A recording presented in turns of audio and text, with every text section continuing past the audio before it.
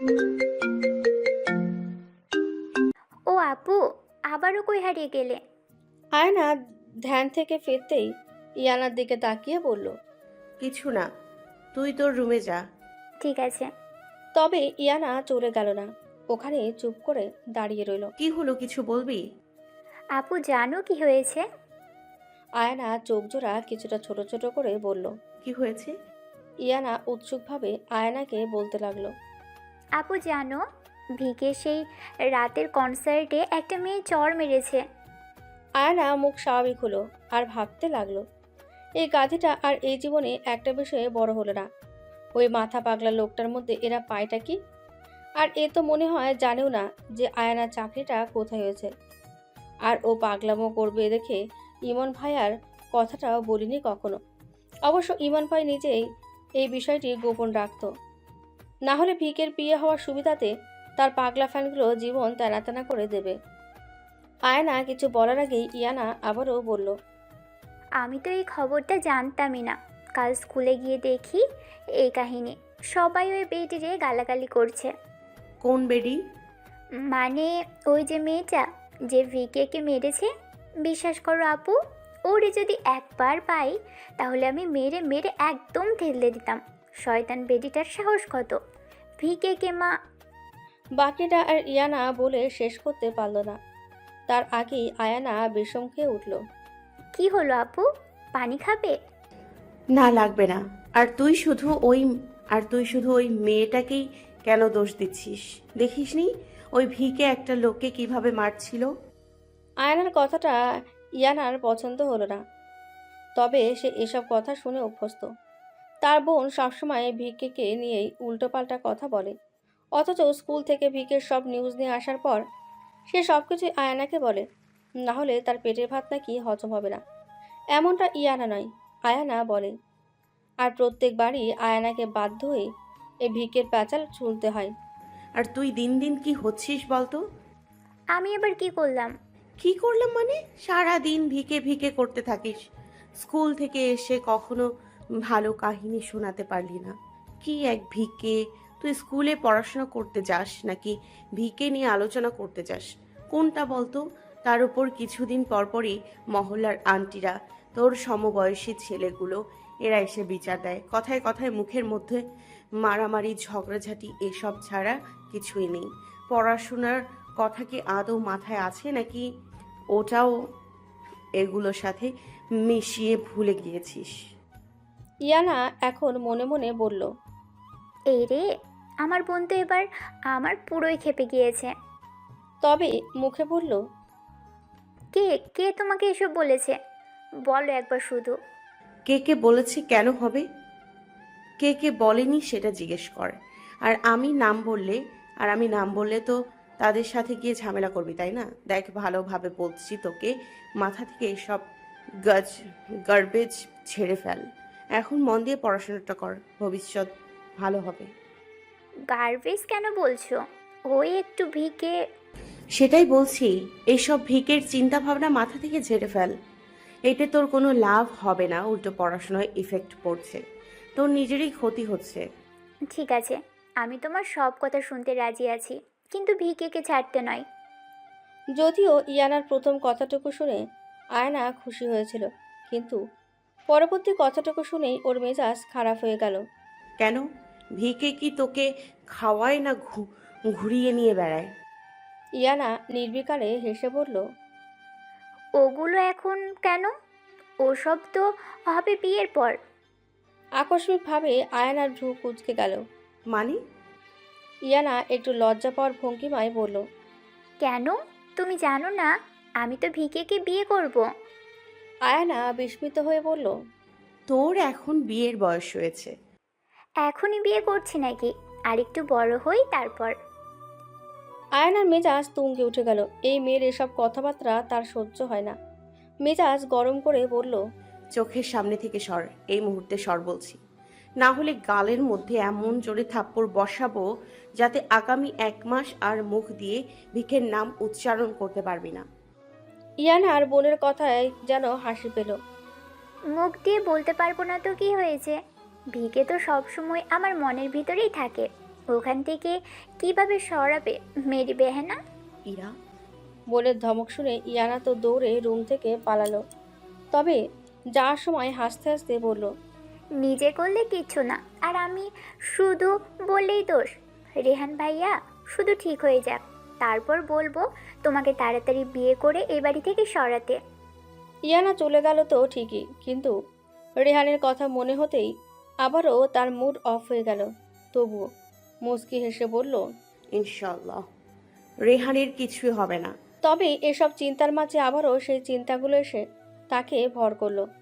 আয়না ভাবছে, গভীরভাবে ভাবছে, কিন্তু কোনো উত্তর নেই। ওই স্বপ্নটা কি করে সত্যি হয়?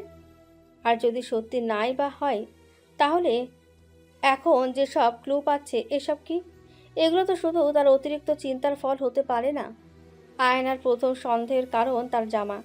এই জামাটা তার নতুনই, তবে এর আগেও কয়েকবার পরা হয়েছিল, কিন্তু এখন এই জামাটাকে দেখে মনে হচ্ছে সেটা সে একবারই পরেছে, একদম নতুন, সেই প্রথম দিনে কিনে আনার মতো।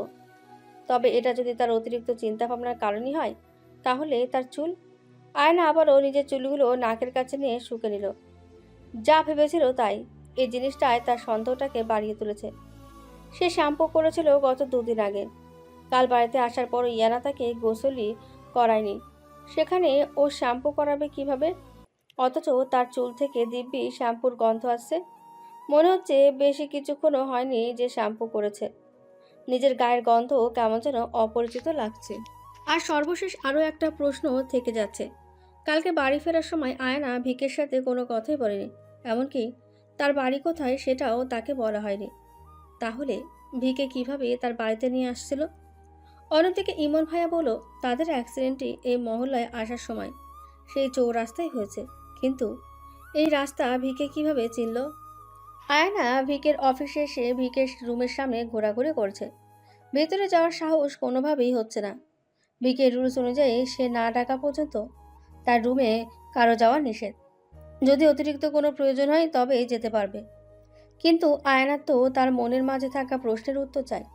সেগুলো তার কাছে বেশি ইম্পর্টেন্ট হলেও ভিকের কাছে তো নয়। আর ভিকে যে তার প্রশ্নের উত্তর দেবে তেমনটাও তো নয়। কিন্তু আয়না নিজের প্রশ্নের উত্তর না পাওয়া পর্যন্ত শান্ত হতে পারছে না। অনেক চেষ্টার পর সাহস দেখিয়ে কেনিতের রুমে ঢুকে পড়ল। কেনিতের রুমের দরজা খোলাই থাকে, তবে সে খোলা দরজা দিয়ে এমনি এমনি ঢোকার সাহসও কারো নেই। কারণ সবার কাছে কেনিতের কথাই সবচেয়ে বড় বিষয়। যদি কেনিতের ইচ্ছে হয় তো সে অফিসের জায়গায় জায়গায় সোনা হিরে মণি মুক্তা সাজিয়ে রাখবে, আর বললে তার যে কেউ স্পর্শ না করে। এই একটা কথাই যথেষ্ট সবার জন্য। যেসব জিনিসের দিকে কেউ ভুলেও তাকাবে না, ছুঁয়ে দেখাতেও পরের বিষয়। আয়না রুমের ভেতরে গিয়ে দেখলো কেনিথ নিজের ডেস্কে নেই। আশেপাশে দেখার আগেই পাশ থেকে এক গম্ভীর কণ্ঠস্বর এলো। কি চাই? আয়না তড়িৎ পাশে তাকিয়ে দেখলো কেনিথ শিরদাঁড়া সোজা করে বারান্দায় দাঁড়িয়ে রয়েছে, অথচ পুরো বারান্দা পর্দা দিয়ে ঢাকা। পুরো রুমে বাইরে থেকে আলো আসার কোনো উপায় নেই। রুমে হালকা লাল রঙের লাইট জ্বালানো। সবকিছু মিলে একদম সেই স্বপ্নের মতো ফিল পাচ্ছে সে। হঠাৎ এসব ভাবতেই আয়নার সম্পূর্ণ অঙ্গে শিহরণ বয়ে গেল। আয়না কিছু বলছে না দেখে কেনিথ পেছনে ফিরে আয়নার দিকে তাকালো। এরপর কান থেকে ইয়ার বাডসগুলো বের করলো। আয়না অবাক হলো। লোকটা গান শুনছিল, আবার উল্টো দিকে ঘুরেও ছিল। আর আমি যে এসেছি এটাও না দেখে বুঝতে পারলো। আয়না এসব চিন্তা ছেড়ে দিয়ে ঠোঁট ভিজিয়ে আসল কথা বলতে লাগলো। স্যার, একটা বিষয়ে কথা বলার ছিল। কেনিথ কিছু বলল না, তার দিকে শুধু তীক্ষ্ণ চোখে তাকিয়ে। আয়না কি বলতে চায় সেটাই হয়তো শোনার আগ্রহ তার, অথচ আয়না কেনিতের এই চাহনি দেখে সব কথা গুলিয়ে ফেলল। তার মনে হচ্ছে এখনই হয়তো কেনিত এসে ওকে কিছু একটা করে দেবে। মনে মনে ভাবছে এই লোকটা এত ভয়ঙ্কর কেন। এদিকে এই মুহূর্তে কিছু না বললেই বিপদ। আয়না আবারও সাহস জুগিয়ে বলল, স্যার, কাল রাতে না, হচ্ছে না। গলাতে এখন কথা কোনো কেন বের হচ্ছে না। এদিকে আসল কথা বলতে না পেরে অস্থির হয়ে গিয়েছে, অথচ কেনি তার দিকে চোখের পলক না ফেলে একইভাবে তাকিয়ে রয়েছে। স্যার, কাল রাতে আমাকে হেল্প করার জন্য থ্যাঙ্কস। কেনিত কিছু না বলে আবারও বারান্দার দিকে মুখ ঘোরালো। এরপর বলল, ইটস ওকে। আয়না নিজের প্রতি নিরাশ হলো। কি বলতে এসেছিল আর কি বলল। কেনিতের পেছনে পাশটার দিকে কিছুক্ষণ তাকিয়ে থেকে রুম থেকে চলে গেল। এদিকে আয়না রুম থেকে চলে যেতেই কেনিত প্যান্টের পকেটে হাত ঢুকিয়ে সিদ্ধারা সোজা করে ঘাটটা কিছুটা বাঁকিয়ে দাঁড়ালো। এরপর বাঁকা হেসে বলতে লাগলো, আকাশে এত তারার ভিড়ে যেই তারাটা ছিল শুধু ভিকের জন্য বরাদ্দ, সেই তারাই কিনা হতে যাচ্ছে অন্য কারো। হাস্যকর। আয়না নিজের কেবিনে বসে শুধু ছটফট করে যাচ্ছে। বুঝতে পারছে না সে কি করবে। একে তো ভিকের কাছে গিয়ে জিজ্ঞেস করে কিছু জানতেও পারল না, আর এখন মস্তিষ্কে ঘুরপাক খাওয়া প্রশ্নে মাথা নষ্ট হওয়ার উপক্রম। নিজের ব্যর্থতায় মনে মনে নিজেকে হাজারটা গালাগালি দিয়েও শান্ত হচ্ছে না সে। একবার রোলিং চেয়ারে বসে ফ্যানের মতো ঘুরছে, তো একবার টেবিলের ওপর বসে ভাবুক চিত্তে পা দুলিয়ে যাচ্ছে। আয়না বাড়ির বড় মেয়ে হলেও ইয়ানার মতো অতটাও ম্যাচিওর যে সে নয় তা সে নিজেও জানে। তবে এটা সবার মাঝে থাকলে ততটা প্রকাশ না পেলেও আয়না যখন একা থাকে তখনই ওর বাচ্চা সুলভ আচরণের বহিঃপ্রকাশ ঘটে, যা বর্তমানে তার মাঝে ঘটছে। আয়না নিজের চিন্তা ভাবনার পাশাপাশি একটা বিষয় নিয়ে যেমন খুশিও হচ্ছে তেমন বিরক্ত হচ্ছে।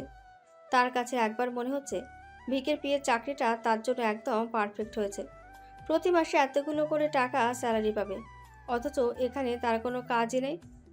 লাইফটাই পুরো প্যারাহীন চিল মুডে চলে গিয়েছে।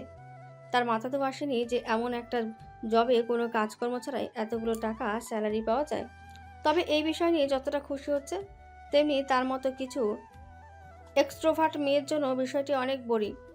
এখনো পর্যন্ত আশেপাশে কথা বলে সময় পার করার মতো কাউকে সে পায়নি।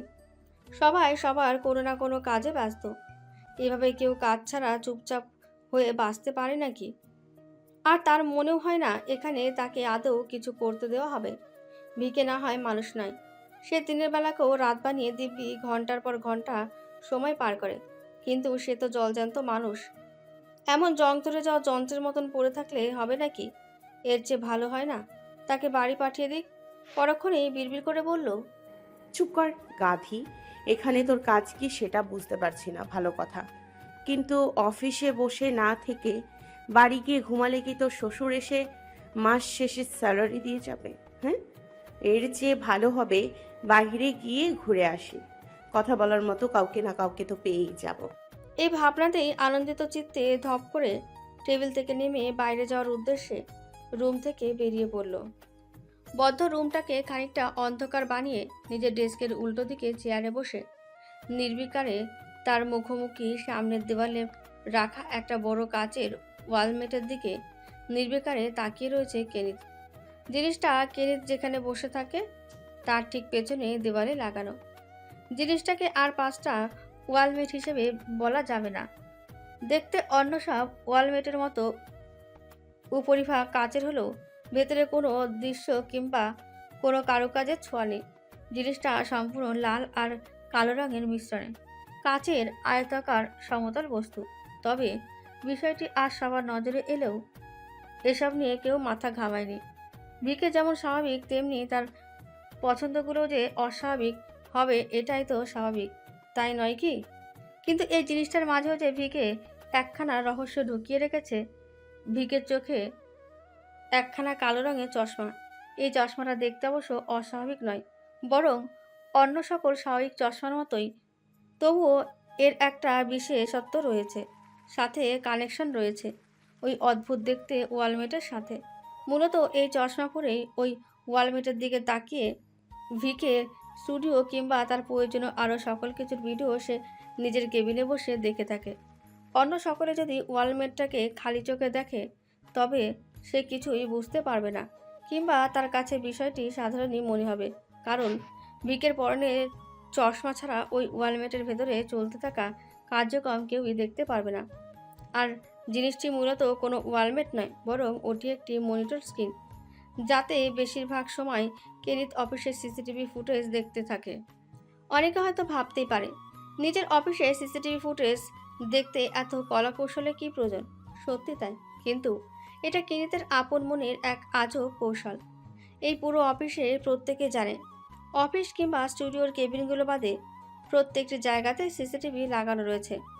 আর সেগুলো পর্যবেক্ষণ করার জন্য আলাদা রুমে অনেকগুলো মনিটরের সামনে নিযুক্ত রয়েছে আলাদা কর্মী, যেমনটা আর সকল অফিসগুলোতেই হয়ে থাকে। কিন্তু তাদের আরও একটি ধারণা হলো, এসব ফুটেজ হয়তো কেনিত কখনোই দেখে না, কিংবা খুব প্রয়োজন ছাড়া দেখতেও যাবে না। এক কথায় কেনিত পুরো অফিসটাকে স্বাধীন বানিয়ে ফেললেও প্রত্যেকের মাঝে এক মন্ত্র ঢুকিয়ে দেওয়া হয়েছে যে যা কিছু হয়ে যাক না কেন, কেনিতের অগোচরে কিছু করা যাবে না, তাহলেই ঘোর বিপদ। অল্প কিছুদিনের অভিজ্ঞতায় প্রত্যেকেই অনুধাবন করেছে যে তারা নিয়ম ব্যতীত কেনিতের অগোচরে যখনই কিছু করতে গিয়েছে, তখনই কিভাবে যেন কেনিত তার সঙ্গে সঙ্গে জেনে গিয়েছে। অথচ কেনিত নিজের বদ্ধ রুমে বসে নিজের ইচ্ছে মতো সারাক্ষণ এসব নজরদারি করে, কিংবা তার পরবর্তী ফাঁদের জাল বুনতে থাকে। এই মুহূর্তেও আয়নার কোনো কার্যক্রমই আর তার নজরের অগোচরে হলো না। আর খুব মনোযোগের সঙ্গেই আয়নার প্রতিটি কার্যকলাপ লক্ষ্য করল সে। পরিশেষে শুধু একখানা বাঁকা হাসি দিয়েই নিজের পর্যবেক্ষণের সমাপ্তি ঘটালো। বিকেলবেলায় ইয়ানা বাড়ি থেকে বেরিয়ে নিজের ছোট্ট গ্যাংটার সাথে দেখা করছে। আজ তাদের ছোটোখাটো একটা গোল মিটিং বসবে। তাদের এলাকার বড় মাঠটায়, যেটা সম্পূর্ণ তাদের নিজেদের দখলে থাকে, সেটা নাকি শহরের একদল কলেজ পড়ুয়া ছেলেরা এসেছে দখলে নিতে। রোজ বিকেল করে নাকি সেই ছেলেগুলো এসে মাঠে ফুটবল ক্রিকেট খেলে, অথচ তাদের এলাকার বাচ্চা কাচ্চাগুলো গেলে সেখানে আর ঢুকতে দেয় না। ইয়ানার মতে এসব ঘোর অন্যায়। তাদের জিনিসে অন্য কেউ দখল করে আবার তাদেরই সেখানে প্রবেশ করতে দিচ্ছে না। এই অন্যায় কিভাবে মানা যায়? এটা যথাযথ বিচার করতে হবে। তাই আজ মাঠের কাছে তাদের গ্যাংয়ের গোল মিটিং বসেছে। আর এই গ্যাংয়ের লিডার হলো ইয়ানা নিজেই। আর এই গ্যাংয়ের অবশ্য একটা নামও রয়েছে, তা হলো ভিকু। এই নামের উদ্দেশ্য হলো এই গ্যাংয়ের প্রত্যেকটা সদস্যই ভিকের অনেক বড় ফ্যান। এক কথায় কেনিতের নাম শুনতেই এরা উষ্টা খেয়ে পড়ে। সে কারণে ভিকের নামের উদ্দেশ্য আর একটু মন মতো করে নাম রেখেছে ভিকু। এছাড়া তাদের বেশিরভাগ আলোচনা যেমন কেনিতকে নিয়ে হয়, তবে তেমনি অন্যায় হলে কেনিতের মতো তারা বেপরোয়া হয়ে ওঠে। বড় ছোট দেখার সময় তাদের নেই। এক কথায় কেনিত যেমন নিজের শত্রুকে মারতে দ্বিধাবোধ করে না, তেমনি তারাও অন্যায়ের সাথে লড়তে বিন্দু পরিমাণ আপোষ করতে রাজি নয়। আবার এই গ্যাংয়ের সদস্যগুলো আনায়া সমবয়সী, কিংবা তার চেয়ে কেউ কয়েক বছরের ছোট, তো কেউ বড়। সঙ্গে তার সমবয়সী কয়েকটা ছেলেও রয়েছে। তবে এখানে মেয়েদের চেয়ে ছেলেদের সংখ্যাটাই বেশি। এই কারণে ইয়ানাকে এলাকার লোকেরা সুনজরে একটু কমই দেখে। সবার কাছে ইয়ানা মানে দেখতে মাশাল্লাহ, আর আচার আচরণে পুরো ধানি লঙ্কা। তবে বড়দের কাছে ইয়ানা খুব একটা পছন্দের না হলেও তার সমবয়সী কিংবা ছোটদের কাছে সে নিতান্তই অনেক পছন্দনীয় ব্যক্তি। আর বড়দের অপছন্দের বিষয় নিয়ে ইয়ানারও কখনো কিছু যায় আসে না। তার কথা একটাই, যাদেরটা খায় বা পড়ে না তাদের কথা শুনে কেন নাচতে হবে? তার সাথে হোক কিংবা যার সাথে হোক, অন্যায় হলে তার সাথে সাথেই প্রতিবাদ করতে হবে। চুপ করে সহ্য করার মেয়ে তো সে নয়, কিংবা একটাও তাদের গ্যাংয়ের মূল নীতি নয়। মাঠের মাঝে খুব জোরালোভাবে ফুটবল খেলার প্রস্তুতি নেওয়া হচ্ছে। একদল আর্জেন্টিনার জার্সি তো আরেক দল ব্রাজিলের জার্সি পরে মাঠের মাঝে ছড়িয়ে ছিটিয়ে রয়েছে। তবে মাঠের এক কোণায় গাছের নিচে চুপ করে মনমরা হয়ে বসে রয়েছে অতি সুদর্শন এক যুবক। বয়স তার 18 পৌঁছেছে কিনা সন্দেহ আছে। ফর্সা চেহারার সাথে মাথায় এক খাঁচা ঝাঁকড়া সিল্কি চুল, দেখতে আধুনিক যুগের টম বয় যাকে বলা হয় আর কি। পরনে কালো প্যান্ট আর ব্রাজিলের জার্সি। তবে তার এমন মনমরা হয়ে বসে থাকাটা তার বন্ধু মহলের কারোরই পছন্দ হচ্ছে না। তবে তার মন খারাপও যে যথেষ্ট কারণ রয়েছে সেটাও তো তার বন্ধুরা জানে। এতে অবশ্য তাদের মনটাও কিছুটা খারাপ। কিন্তু এইভাবে খেলতে এসে মনমরা হয়ে বসে থাকার তো কোনো মানে নেই, তাই না? বিষয়টা নিয়ে কেউ বিরক্ত নয়, বরং তাদেরও আফসোস হচ্ছে। অমনটা না হলেই পারত। এরই মাঝে শ্যামপরের একটি ছেলে এসে তার পাশে বসলো আর বলল, রোহান, এভাবে প্লিজ মনমরা হয়ে বসে থাকিস না। রেহান ভাইয়ার অ্যাক্সিডেন্টের খবর শুনে আমরা সবাই অনেক কষ্ট পেয়েছি। রেহান ভাই তো সত্যিই অনেক ভালো মানুষ, আমরা সকলেই জানি। তুই চিন্তা করিস না, ভাইয়া খুব তাড়াতাড়ি ঠিক হয়ে যাবে। আমরা তোকে এই অবস্থায় দেখে আরও বেশি কষ্ট পাচ্ছি। দোস্ত, চল না খেলা স্টার্ট করি। আজ জিততে না পারলে ওই টিম সারা জীবন আমাদের খেপাবে। এমনিতেই তো 7 আপ করতে থাকে, এবার না জিততে পারলে আরও কি বলা স্টার্ট করবে কে জানে। এরই মাঝে দাঁড়িয়ে থাকা আরও দুটো ছেলে এসে রোহানকে বলতে লাগলো। কিন্তু দোষ, তুই এভাবে মন খারাপ করে প্লিজ বসে থাকিস না। আমরা তোকে এই অবস্থায় দেখে আরো বেশি কষ্ট পাচ্ছি। তুই প্লিজ আমাদের সাথে খেল। তুই না খেললে আমরা কখনোই জিততে পারবো না। প্লিজ তুই পারবি আমাদের টিমকে জেতাতে। দোস্ত চল না খেলা স্টার্ট করি। আজ জিততে না পারলে ওই টিম সারা জীবন আমাদের খেপাবে। এমনিতেই তো 7 আপ করতে থাকে, এবার না জিততে পারলে আরো কি বলে স্টার্ট করবে কে জানে। অনেকক্ষণ ধরে বন্ধুদের কথাবার্তাগুলো শোনার পর রোহান কোনো উত্তর দিল না, বরং বন্ধুদের দিকে কিছুক্ষণ তাকিয়ে রইল। এরপর বলতে শুরু করলো। ঠিক আছে, আমি একটু টিউবওয়েল থেকে হাত মুখ ধুয়ে ফ্রেশ হয়ে আসছি। রোহানের সম্মতিতে প্রত্যেকেই উচ্ছ্বাসে লাফিয়ে উঠল। অন্যদিকে রোহানও হাত মুখ ধোয়ার উদ্দেশ্যে মাঠ থেকে কিছুটা দূরে অবস্থিত টিউবওয়েলের কাছে যেতে লাগলো। সাথে মনের মাঝে চলতে লাগলো নানান প্রশ্ন, নানা চিন্তা। সব চিন্তা তার বড় ভাই রেহানকে নিয়েই। বড় ভাইয়ের এমন অ্যাক্সিডেন্ট কিছুতেই সে সহ্য বা তার পরিবার মানতে পারছে না। এমনকি তার ভাইয়ের অ্যাক্সিডেন্টের কথা এখনো পর্যন্ত তার মা এখনও শোনেনি।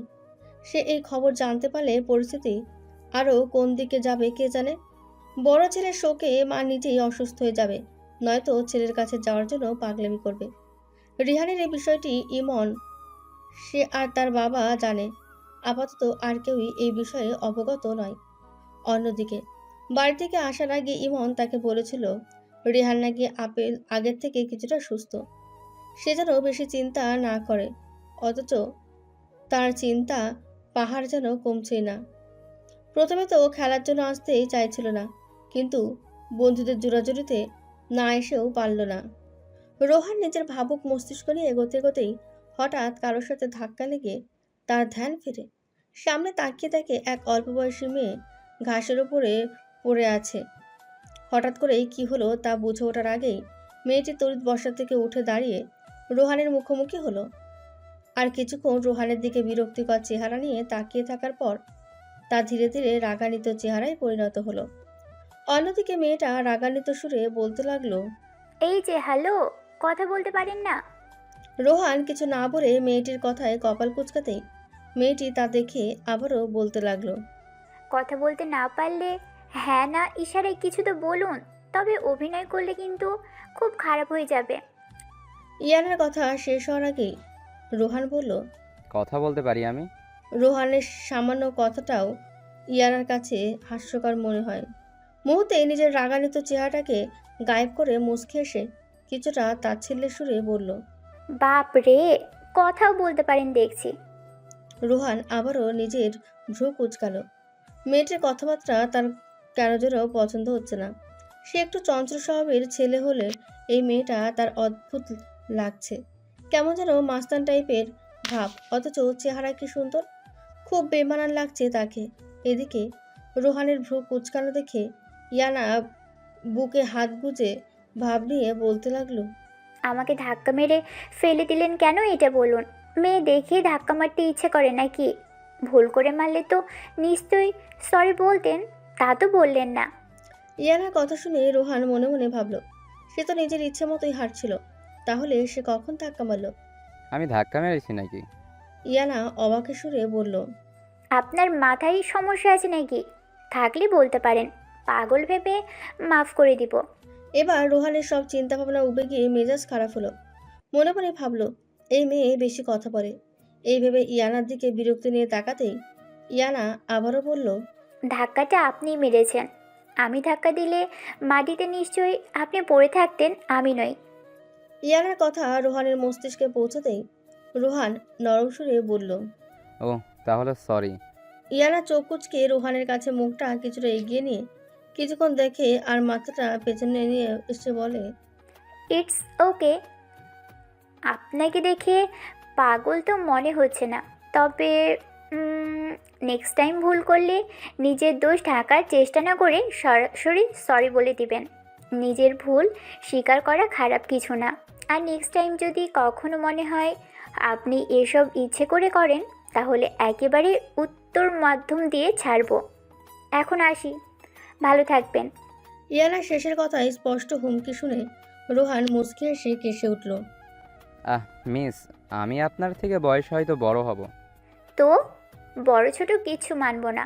অন্যায় করলে আর কেউ ছেড়ে দিলেও এই ইরা ছাড়বে না। হুম। ইয়ানা হুমকি স্বরূপ কথা শেষ করে চলে যেতে লাগলেই পেছন থেকে রোহান বিড়বিড় করে বলল, মারাত্মক, তবে পিচ্ছি নাম, চেহারা দুটোই সুন্দরীরা। এই বলে মুচকি হাসল রোহান। তবে তার হাসি কিংবা বিড়বিড় করে বলা কোনো কথাই ইয়ানার শোনার সময় হলো না।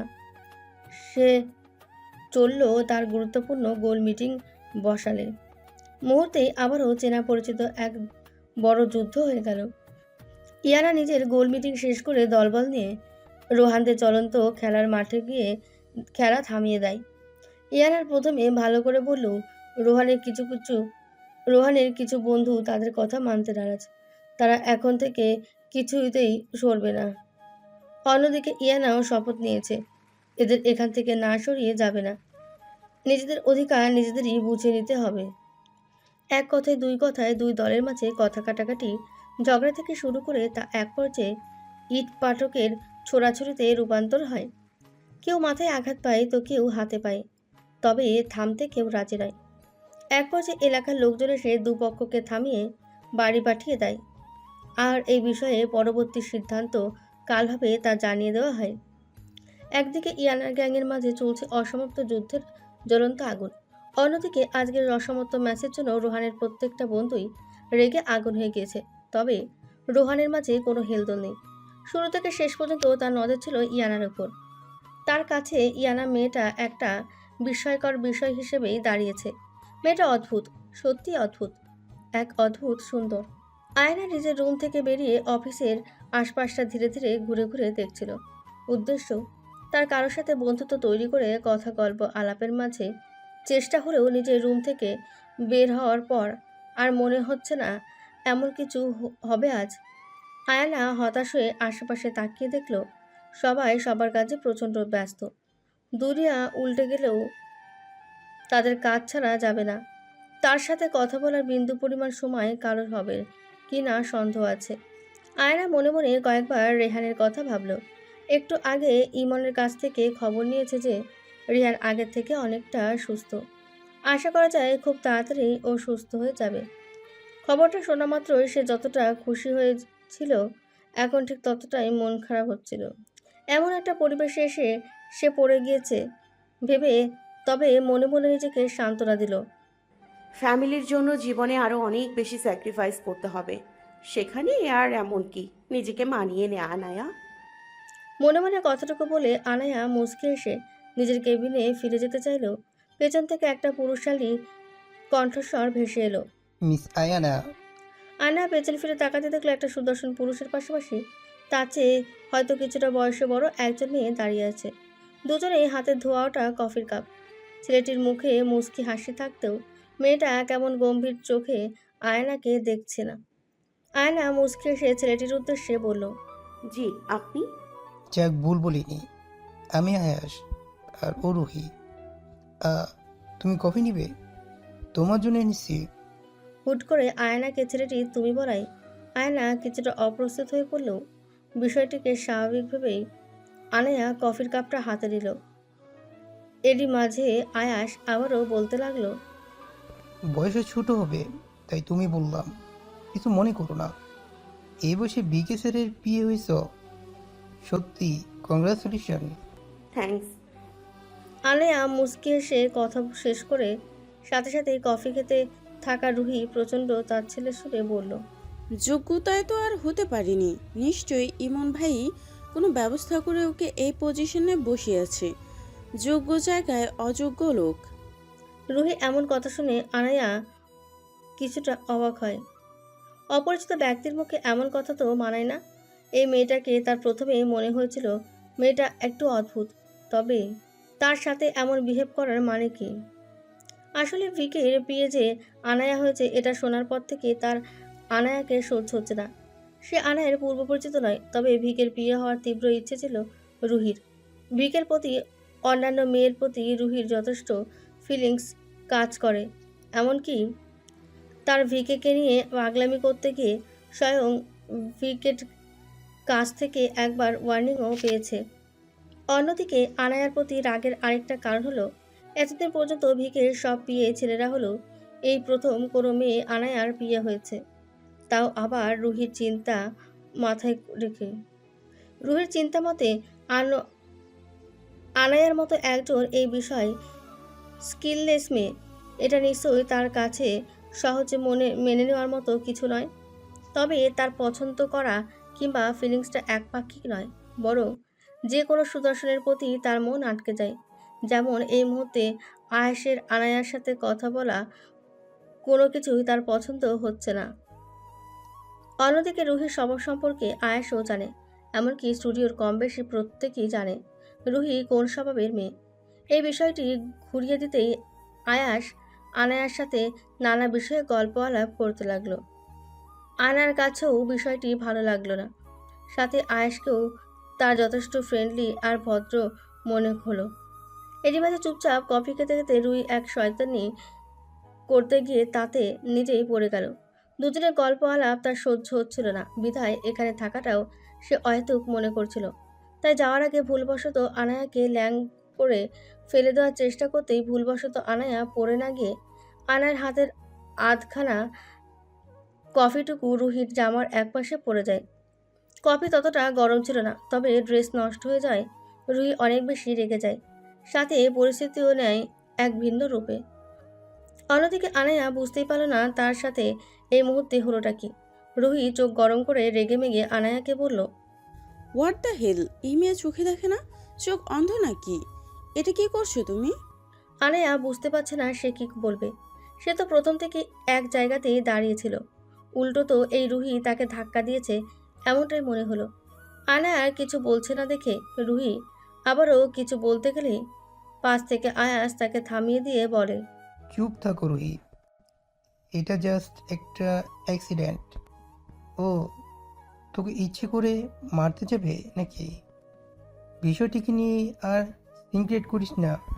আয়েশের কথা শুনে রুহি আরও বেশি রেগে গিয়ে বলতে লাগলো, আমি সিনক্রেট করছি?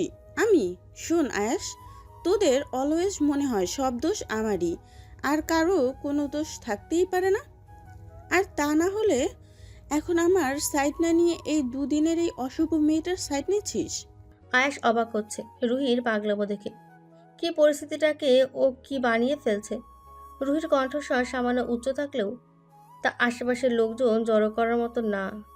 আর আয়াস ধীরে ধীরে কথা বলছে। রুহি, তুই এসব কি শুরু করলি? রুহি আর এবার আয়েশকে রেখে আয়নার মুখোমুখি দাঁড়িয়ে কিছু বাজে কথা বলার প্রস্তুতি নিল। এই মেয়ে, সত্যি করে বলো তো, তুমি কাজটা ইচ্ছে করে করেছো তাই না? করবেই তো, কী সব কমন সেন্স ছাড়া রাস্তায় লোকজন এসে স্টুডিওতে ছুটছে। তোমার কাজকর্ম নিয়েও তো তোমার বিন্দু পরিমাণে ধারণা নেই তাই না? এই অফিসের জন্য সম্পূর্ণ ইউজলেস তুমি। তোমার লজ্জা থাকলে তো এই মুহূর্তে এই জব ছেড়ে চলে যাওয়ার কথা, কিন্তু তুমি তো তা করবে না। তোমার ফ্যামিলি তো তোমার সেই শিক্ষাই দেয়নি, নিশ্চয়ই বাবা মায়ের সঠিক শিক্ষা। রুহির কথা শুরু হতেই আনায়ের কপালে ক্রমান্বয়ে ভাঁজ পড়তে থাকলো। প্রথমে ভেবেছিল কিছুই বলবে না, কিন্তু যখন ফ্যামিলি বাবা মা নিয়ে কথা বলতে লাগলো তখন আর আনায়া চুপ রইল না। খানিকটা ঝাঁঝালো মিশ্রিত স্বাভাবিক কণ্ঠই বলতে লাগলো, দেখুন মিস রুহি, আপনার সাথে আমার পার্সোনাল কোনো সম্পর্ক নেই, রাইট? তাহলে আমি কেন আপনার সাথে এমনটা করতে যাব? আর প্লিজ এভাবে বাবা মা ফ্যামিলি নিয়ে কথা বলবেন না। এটা আমার নয়, বরং আপনার সঠিক পরিচয়টি প্রকাশ পাচ্ছে। আশা করি বুঝতে পেরেছেন। আর আমার মনে হয় আপনি চলে যাওয়ার সময় হয়তো বেখেয়ালিতে আমায় ধাক্কা মেরেছেন, আর ভুলবশত আমার হাত থেকে কফিটুকু আপনার গায়ে লেগে গিয়েছে। এর জন্য আপনি চাইলে আমি সরি বলতেই পারি। I am really sorry. দেখেছিস আয়াস, দেখেছিস? ও এক্ষুনি বলতে চাইছে ধাক্কা আমি মেরেছি, ইচ্ছে তো করছে একটা কষিয়ে থাপ্পড়। রুহির কথা শেষ হওয়ার আগেই পাশ থেকে এবার ধমকের সুরে ভারী কি কণ্ঠে আয়েশ বলল, রুহি, জাস্ট সেট আপ, অনেক হয়েছে। তুই ভুলে যাস না আনায়া বর্তমানে বিকের বিয়ে, আর তুই এটা কেন ভুলে যাচ্ছিস? তুই এই মুহূর্তে কোথায় আছিস?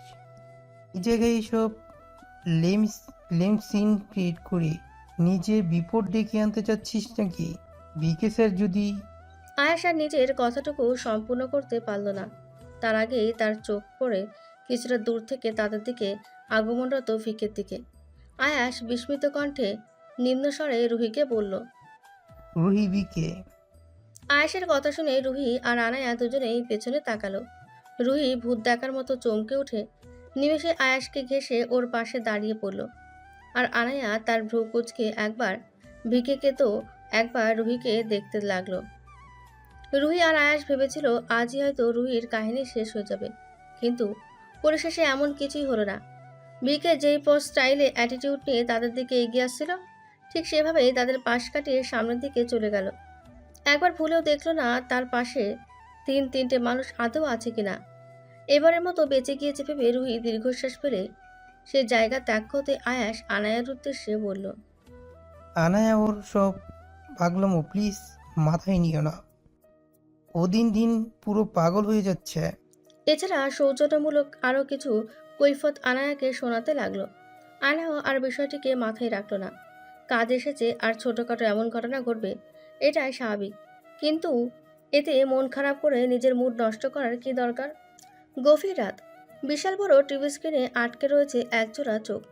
সোফার ওপর পায়ে পা তুলে কিছুক্ষণ পর পর আয়েসি ভঙ্গিতে মুখ হাঁ করে তাতে পপকর্ন ছুটছে কেনিত। মনে হচ্ছে খুব চমৎকার কোনো মুভি চলছে তার টিভির পর্দায়। সাথে আজ তার মন মেজাজও যেন একদম ফুরফুরে। এমন মুহূর্তে অবশ্য কেনিতের মাঝে কিছু বিশেষ সময়েও দেখা মেলে, হয়তো আজই তাদের। তবে অদ্ভুত বিষয় হলো টিভির পর্দায় কোনো চমৎকার মুভির প্রদর্শন হচ্ছে না, বরং তাতে একজন সুশ্রী মহিলা সাংবাদিক সংবাদ পাঠ করতে ব্যস্ত। আচ্ছা, কেনিত কি সেই সুশ্রী মেয়েটিকে দেখছে? না না, কেনিত তো তেমন নয়।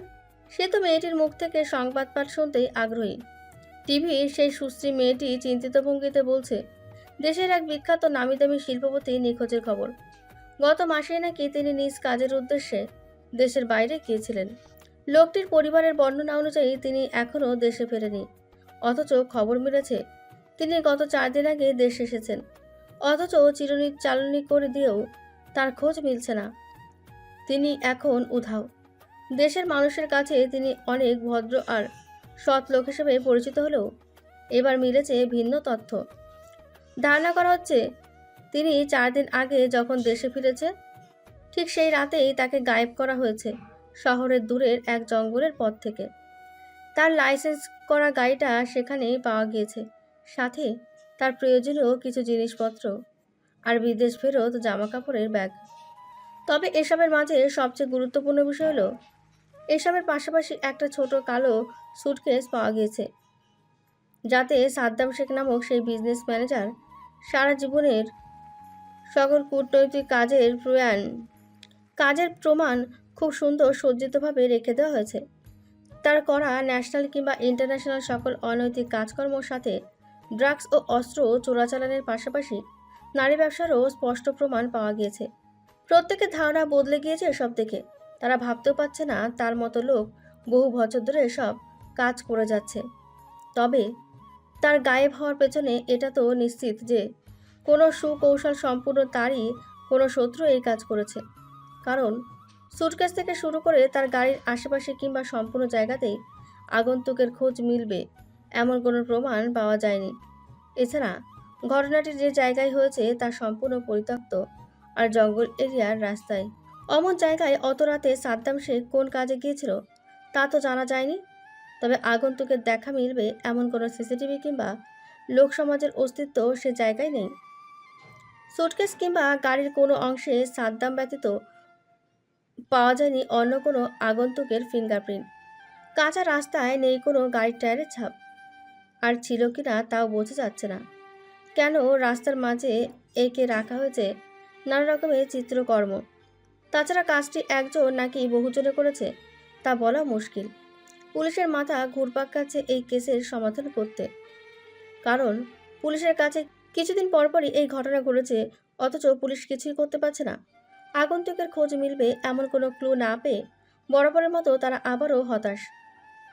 শুধু ক্লু হিসেবে আগন্তুক ফেলে যাচ্ছে তার একটা জিনিস, তা হলো সেই সুটকেস, যেটাও কিনা কোনো ব্র্যান্ড ছাড়া একটি প্রোডাক্ট।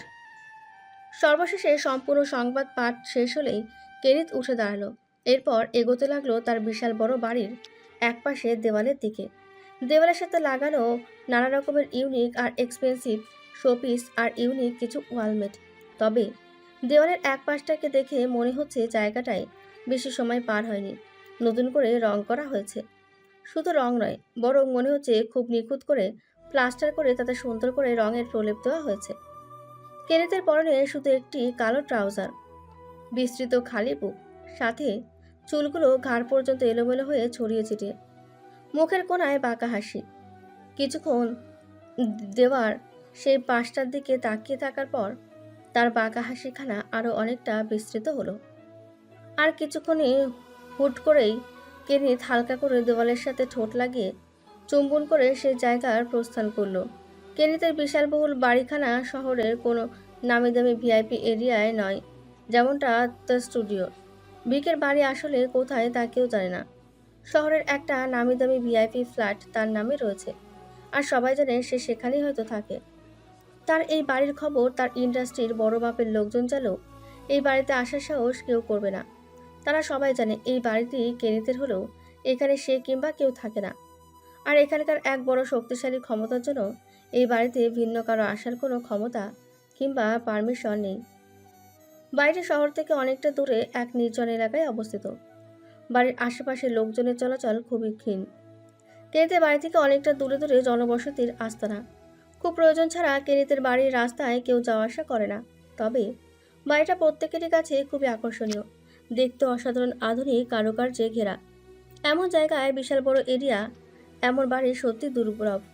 তবে এই এত বাড়িটার দেখাশোনার জন্য নেই কোনো গার্ড। সম্পূর্ণ বাড়ির উঁচু প্রাচীরগুলোতে ব্যবস্থা করা হয়েছে ইলেকট্রিক শকের। এমনিতে সাধারণ প্রাচীরের চেয়ে এই বাড়ির প্রাচীর তুলনামূলকভাবে অনেক বেশি উঁচু। আর কেউ কষ্ট করে যদি এই প্রাচীর টপকে বাড়ির ভেতরে প্রবেশের চিন্তা করে, তবে তা আর সম্ভব হবে না। তার আগেই ইলেকট্রিক শক খেয়ে আধমরা হয়ে নিচে পড়ে যাবে।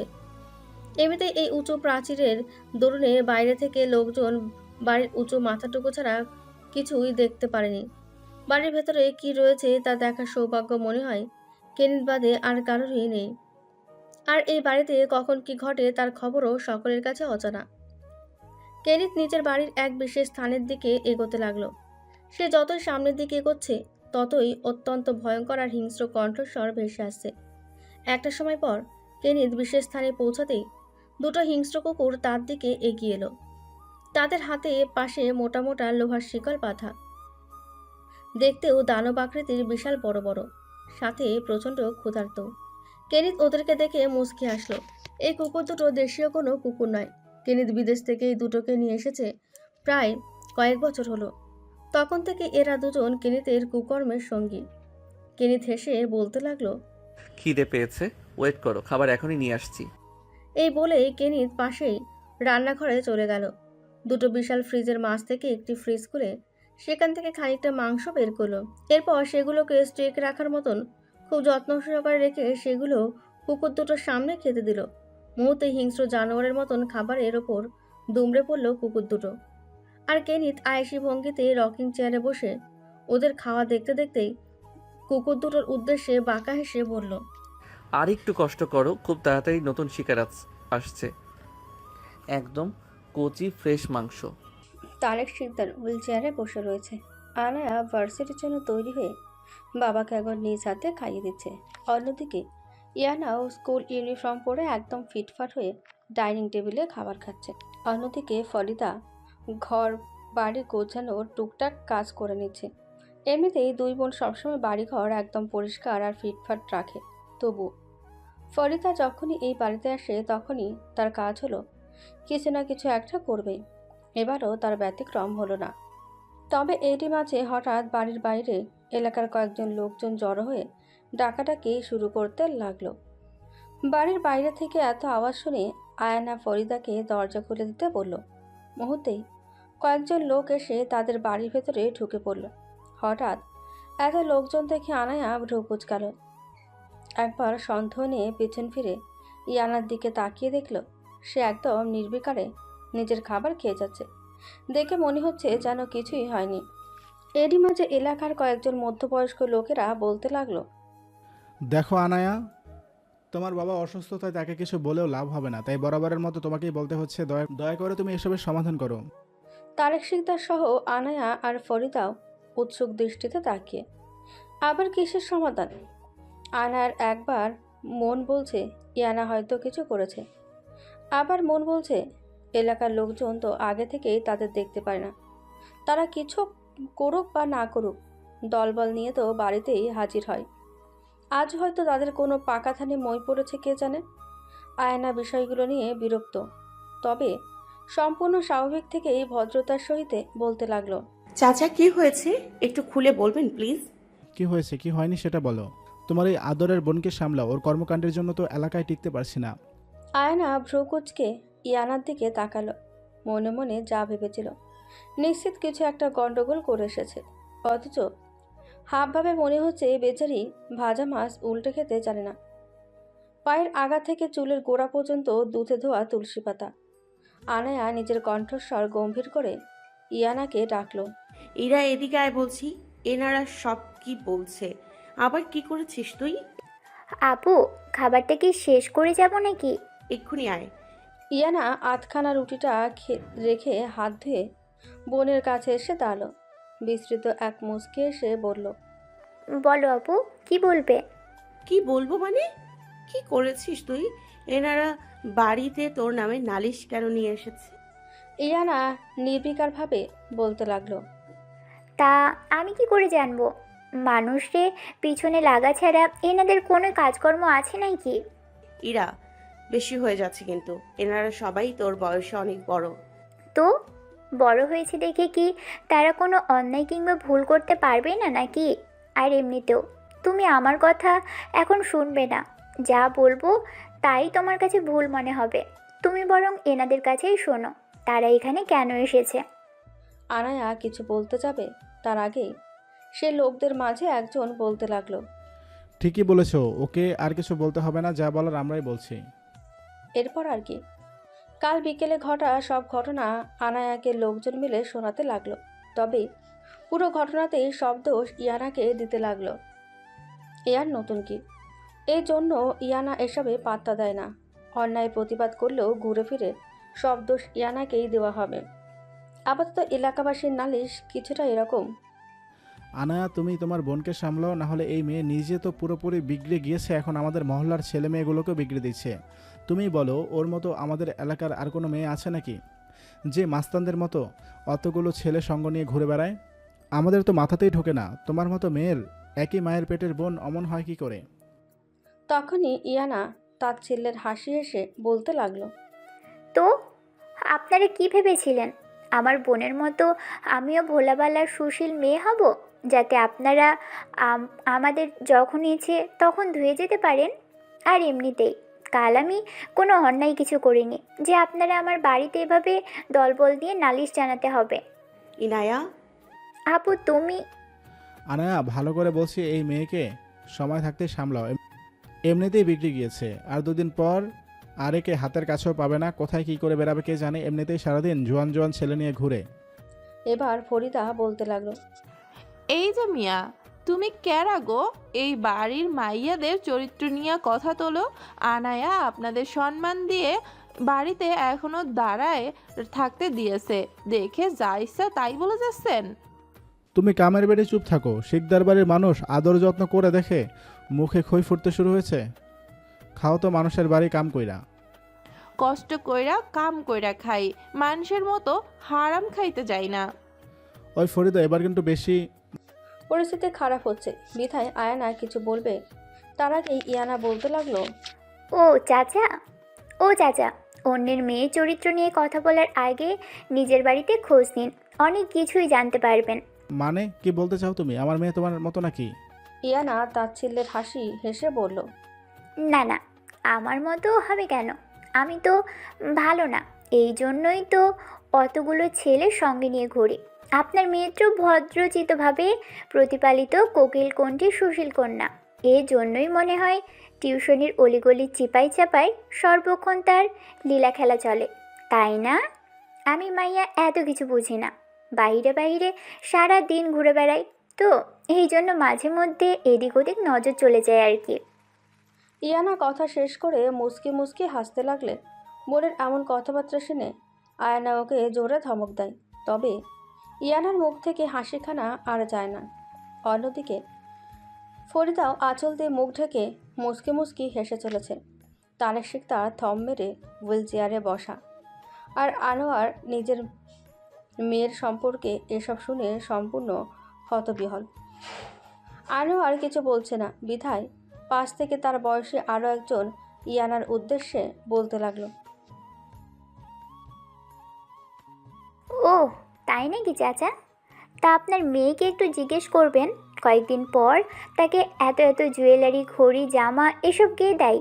আপনি যে কিপটা, তাতে মনে হয় না ওসব আপনি দেন। জিজ্ঞেস করবেন একজন মানুষের বছরে কয়বার জন্মদিন হয় আর তাকে কয়বার তার ফ্রেন্ডরা জন্মদিনের গিফট দেয়। এই কথা শুনে এই লোকেরও এবার মুখ বন্ধ। ইয়ানার মুখে বাঁকা হাসি, কিন্তু আনায়া রাগান্বিত সুরে ইয়ানাকে বলল, ইরা বেশি হয়ে যাচ্ছে কিন্তু এবার কিন্তু আমি। না না, তোমার কিছু করতে হবে না, যা বলার তা তোমার বোন বলে দিয়েছে। এই মেয়ে বরাবরই আমাদের অপমান অপদস্থ করে, ঠিক আছে ঠিক আছে, আর এই বাড়িতে আসবো না কখনো। এই কথা শোনা মাত্রই ইয়ানা জোরে জোরে বলে ফেলল, আলহামদুলিল্লাহ আলহামদুলিল্লাহ আলহামদুলিল্লাহ। আনায়া ইয়ানার দিকে চোখ গরম করে তাকালেও তাতে আর কোনো কাজ হলো না। অন্যদিকে বাকি লোকেরা আবার কিছুটা ক্ষেপে গিয়ে কয়েকটা কথা শুনিয়ে বাড়ি থেকে বিদায় নিল। সবাই চলে যেতেই আয়ানা ইয়ানার দুই বিনুনি করা চুলগুলো টেনে ধরতেই ইয়ানা ঘাড় বেঁকিয়ে বলল, ও আবু ছাড়ো, ব্যথা লাগে তো। আয়ানা ছাড়ল না, বরং রাগান্বিত সুরে বলল, এখন ছাড়বো কেন? কতবার বলেছি বড়দের সাথে বেয়াদবি করবি না, তাহলে এসব কেন করছিস? বেয়াদবি কই করলাম? যা সত্যি তাই তো বলেছি, মিথ্যা তো বলিনি। আনায়া এবার ওকে ছেড়ে দিয়ে বলল, তোকে এত সত্যি বলতে কে বলে শুনি? আর এলাকায় এত পাকনামি করতেই বা কে বলে? আমি পাকনামি না করলে তো তুমি কিছুই বলবে না, আর ওদিকে ওরা সবাই আমাদের অবলা ভেবে ধুয়ে দিয়ে যাবে। আর সবচেয়ে বড় কথা, আমি আমার সুশীল নম্র ভদ্র বোন আনায়া না, বরং এলাকার ভিকু গ্যাংয়ের লিডার ধানলঙ্কা ইনায় শিকদার ইরা, কোনো মহিয়সী নারী না। ইয়ানার কথা শেষ হতে না হতেই আনায়া ইয়ানার মাথার পেছনে চাটি মারতেই ইয়ানা পড়ে যেতে নিলেই আবার নিজেকে সামলে নেয়। দিন দিন বেশি খারাপ হয়ে যাচ্ছিস। এখন খাবারগুলো শেষ করে তাড়াতাড়ি স্কুলে যা। এবার লাস্ট ওয়ার্নিং দিচ্ছি, আবারও যদি তোর নামে কিছু শুনেছি তাহলে। আনার কথাখানি শেষ হওয়ার আগেই ইয়ানা বিড়বিড় করে বলল, ওয়ার্নিং তো তুমি প্রতিবারই দাও। আয়ানা কথাটুকু শুনতে পেয়ে ধমক দিল, নায়া। সরি আপু। আচ্ছা আপু শোনো না, কি? অনেকখানি তো খেয়ে নিয়েছি, বাকিটা না খেলে হয় না? হবে না কেন? অবশ্যই হবে। তুই খাবার শেষ না করে স্কুলে গেলে আমি তোকে ঝাড়ু দিয়ে পেটাবো। মুহূর্তে ইয়ানার হাস্যোজ্জ্বল মুখখানা চুপসে গেল। আর আয়ানা বলতে লাগলো, মানুষ আর হতে পারলি না জীবনে। ভার্সিটিতে ঢুকতেই এক ঝাঁক বন্ধুর মেলা এসে আয়ানাকে ঘিরে ধরল। আনায়ার এতগুলো ফ্রেন্ডের মাঝে একেবারে ক্লোজ তেমন কেউ নেই যাকে আনায়া নিজের সব বিষয় শেয়ার করে। তবে প্রত্যেকটা বন্ধু বান্ধবী তার প্রিয়। তাদের গ্রুপে 3 জন মেয়ে আর 3 জন ছেলে রয়েছে। আলো আর সাবা দুজনই উচ্চবিত্ত পরিবারের মেয়ে, আর শিখা উচ্চ মধ্যবিত্ত পরিবারের। তবে এসব নিয়ে কারো তেমন অহংকার না থাকলেও সবার মাঝে প্রায়ই এসব নিয়ে অহংকার করতে দেখা যায়। দামি ফোন, দামি গাড়ি, ড্রেস এসব নিয়ে সারাদিন কথা বলতেই থাকে, আলোচনা করতে দেখা যায়। অন্যদিকে রনক, সায়েম আর তাজিম 3 জনেই উচ্চবিত্ত পরিবারের সন্তান। তবে তাদের মাঝে কখনো অহংকারে ছিটে ফোটাও দেখা যায় না। এমনিতে অবশ্য 3 জন দেখতে অসম্ভব সুদর্শন। এদিকে সাবা তাজিমকে পছন্দ করলেও তাজিম কখনো সাবাকে বন্ধু ব্যতীত অন্য কোনো নজরে দেখে না। এই নিয়ে তাদের ফ্রেন্ডশিপে মাঝে মধ্যেই ঝামেলা বেঁধে যায়। গত 2 দিন আনায়া বাদে বাকি 6 জন গিয়েছিল সবার আয়োজিত পিকনিকে। সেখানে আনায়াকে যেতে বলা হলো, আনার পারিবারিক ব্যবস্থা, বাড়িতে অসুস্থ বাবার জন্য ও যেতে পারেনি। বিষয়টি প্রত্যেকে জানে। তাই আজ ভার্সিটিতে আনায়ার দেখা মিলতেই সবাই ওর সাথে কথা বলতেই উৎসুক হয়ে পড়ল। প্রথমে প্রত্যেকে আনায়া আর রেহানের খোঁজ খবর নেওয়ার পর শিখা আনায়াকে জিজ্ঞেস করলো, আমি শুনলাম তুই নাকি সব টিউশনি বাদ দিয়ে দিছিস, তাহলে এখন করিসটা কি? আনায়া একটু অপ্রস্তুত হলো। সে ভিকে এর পিয়ে, তা মনের ভুলেও বলা যাবে না। তার বন্ধু বান্ধবী ভিকে এর সব পাগলা ফ্যান। তার বিষয়ে জানতে পারলে জীবন পুরো টানা করে ফেলবে। আনায়া একটু গুছিয়ে নিয়ে ধীরে সুস্থে বলল, একটা এজেন্সিতে জব পেয়েছি, আপাতত ওটাই করছি। তখনই সাইম বলল, তুই অনার্সও শেষ করলি না, তার আগেই এনজিওতে চাকরি কপাল আছে দেখছি। এরই মাঝে সাবা বলল, বাদ দেওয়ার কথা, দেখ গিয়ে নর্মাল কোনো জব পেয়েছে, তার চেয়ে আনায়া তুই আমাকেই বলতি, বাবাকে বলে তোর ভালো কোনো জবের ব্যবস্থা করে দিতাম। আনায়া মুচকি এসে বলল, তার আর প্রয়োজন নেই রে, আপাতত যা পেয়েছি তাতেই সন্তুষ্ট। আনায়ার কথা শুনে সাবা আর কিছু বলল না, বরং মুখে সামান্য ভেঙচি কাটল, যা আনায়ার চোখ এড়াল না।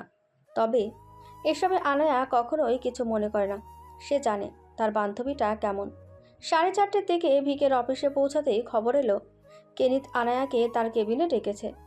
আজ ভার্সিটি থেকে ফিরে বাড়ির সব কাজ সাথে নিজে গোসল করে ফ্রেশ হতে হতেই আনায়ার অনেকটা দেরি হয়ে গিয়েছে। তবে প্রথমে বিষয়টি গুরুত্ব দেয়নি, কারণ তার মতে আজও তাকে পুরোটা সময় বসে কাটিয়ে দিতে হবে। কিন্তু হঠাৎ কেনিত ডেকেছে শুনে গলা শুকিয়ে গেল বেচারির। মনে মনে ভাবছে দেরি হয়ে যাওয়ার কোনো পানিশমেন্ট দেবে না বসে। আনায়া আগে পিছে আর কোনো কিছু না ভেবে সোজা কেনিতের রুমে চলে গেল।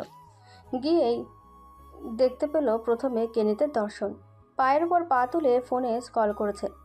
আজও কালো রঙের টি শার্ট আর প্যান্ট পরা, চুলগুলো এলোমেলো, হাতে কালো ব্রেসলেট, পায়ে কালো স্নিকার্স। আহামরি কিছু না, তবে এই এলোমেলো ছদ্মবেশও দেখতে অদ্ভুত সুন্দর লাগে তাকে। আনায়া বাকি সব চিন্তা রেখে কেনিতের সামনে দাঁড়িয়ে কিছুটা ধীরগতিতে বলতে লাগলো, স্যার ডেকেছিলেন? কেনিত আনায়ার দিকে তাকালো না, বরং ওভাবেই ফোনের স্ক্রিনে তাকিয়ে স্ক্রল করতে করতেই বলল, কাল রাতে চিটাগাং আমার কনসার্ট রয়েছে, যেখানে যেতে হবে। সব কিছু যেন প্রপার গোছানো থাকে, কোনো ভুল হোক তা আমি চাই না। এরপর আনায়ার দিকে না তাকিয়ে ডেস্কে রাখা একটা কালো ফাইল আনায়ার দিকে ঠেলে দিয়ে বলল, এখানে সব ইনস্ট্রাকশন প্লাস ইনফরমেশন রয়েছে, ভালো করে দেখে নিয়ে কনসার্টে বিষয়টি স্টুডিওর সবাইকে জানিয়ে দিস। আপাতত সব কিছু তো ঠিকই ছিল, কিন্তু সর্বশেষে একটি শব্দে আনায়া চমকে উঠল। হঠাৎ কেনিতের কাছ থেকে তুই সম্বোধনটি প্রচণ্ড অপ্রস্তুতকর লাগলো। তবে আনায়া নিজেকে সামলে ফাইলটা হাতে নিয়ে বলল, ওকে স্যার। এরপর আনায়া সেখান থেকে উল্টো ঘুরে ফিরতে লাগলে পেছন থেকে কেনিতের আবারও ভারী কি কণ্ঠস্বর শোনা গেল, এখানে কে কখন আসবে যাবে তাতে আমার কোনো আগ্রহ নেই, তবে আমি যখন যাকে ডাকবো তাকে তখনই যেন আমার সামনে পাই। আনায়া বিস্মিত হয়ে পেছন ফিরে তাকাতেই কেনিতের তীক্ষ্ণ চোখে চোখ পড়ল তার। মুহূর্তেই আতঙ্কে গায়ে শিহরণ বয়ে গেল। আনায়া বুঝতে পারে না এই লোকটা কথাবার্তা এত কম বলে, অথচ এক একটা কথার মাঝে যেন পারমাণবিক বোমার বিস্ফোরণ ঘটায়। আনায়া মাথাখানি হালকা কাত করেই রুম থেকে বেরিয়ে আসতে লাগলো। তবে তার চোখে এখনও কেনিতের স্তব্ধ চোখ জোড়ায় ভাসছে। সাধারণ মানুষের চোখের মণি নাকি নীল, বাদামি, কালো, আরও কত কিছু হয়, কিন্তু এই লোকের চোখ এমন রক্তলাল কেন কে জানে। যদিও সেটা খুবই মৃদু, তবে আনায়ার কাছে তা তার কলিজা কাঁপানোর জন্যই যথেষ্ট। আজও মাঠের মধ্যে এসে জড়ো হয়েছে গতকালকের সেই কলস পড়ুয়া ছেলে, সাথে ইয়ানার ভিকো গ্যাং। তবে আজ ভিকো গ্যাংয়ের সাথে এলাকার ছোট বড় আরও অনেক ছেলে মেয়ে রয়েছে। তাদের সবার দাবি তাদের মাঠে তারা খেলতে পারবে না, শুধু শহরে সেই সব ছেলেদের জন্য। এটা কিছুতেই হতে দেওয়া যাবে না। কলেজের ছেলেদের মাঝে রোহানও রয়েছে, তার মুখে আজ হাসি বিরাজ করছে। সকালে ফোন করে ভাইয়ের খবর নিয়ে জেনেছে তার ভাই রেহান আগের চেয়ে অনেকটাই সুস্থ। সে আর তার বাবার সাথে গোপনে ভিডিও কলে কথা বলেছে। তবে তার মায়ের সাথে কথা হয়েছে অডিও কলে। ছেলের এমন অবস্থার কথা জানানো কোনো পক্ষে সম্ভব নয়। এমনিতেই হার্টের রোগী। বর্তমানে তার মা জানে তার ছেলে ভীষণ ব্যস্ত, যে কারণে 1 সপ্তাহ তার সাথে কোনো কথাবার্তা হবে না, এক প্রকার ফোন ছাড়াই থাকতে হবে। আর তিনি তাই বিশ্বাস করেই বসে রয়েছেন। মাঝে মধ্যে তার স্বামী আর ছোট ছেলের কথায় সন্দেহ হলেও তার কিছু করার থাকে না। এমনিতে যুগ হিসেবে তিনি প্রযুক্তির সাথে তেমনভাবে সম্পৃক্ত নন। ঘরোয়া জীবনযাপনই তার পছন্দ।